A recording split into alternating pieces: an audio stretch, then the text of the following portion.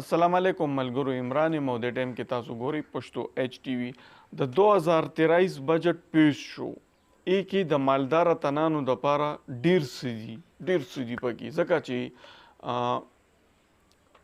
تنخواګانې کم چې سرکاري ملازمین دي دوی تنخواګانې 30% زیاتې شوې او پنشن والا تنان څوک پنشن هلي د سرکار نه نو د هغوی 30% پنشن زیات شو. نو څوک چې پنشن والا دي نو خو غریبانان نه دي، ای خو مخکې نه پته نشته چې څوک به 50,000 هلي، څوک به 60,000 هلي، څوک به 1,00,000 هلي. نو د هغوی 30% پنشن زیات شو. بیا چې څوک په تنخوا دي لکه موجوده په کار دي ریټایرډ شوي نه د هم 30% تنخوا زیاته شوه. نو خو مخکې نه ښه تنخوا هلي، ځان ساتلی شي، کور ساتلی شي، هر څه سیټه پې ټول برابر دی.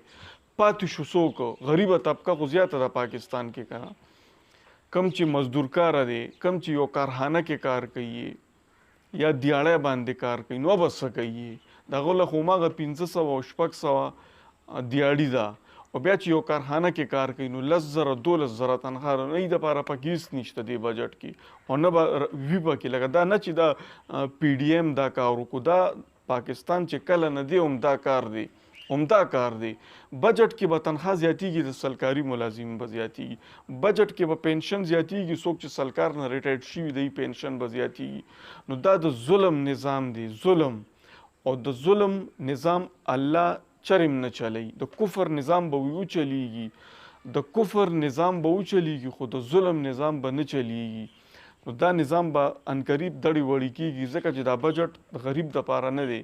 بجټ کې غریب نور هم تباه شوی او کم چې په ځان برابر وو نو نور هم مزور کې شو. چا چې غټې تنخواګانې اخلي، چا چې پنشن یې اخلي، په کور ناست یې اې سي ته ناست یو غټ پیسې اخلي، نو هغه ظالمانو له مزید تنخواګانې زیاتې شوې. هغه ظالمان خو چاله څه نه ورکوي، دی مزید مزې شوي.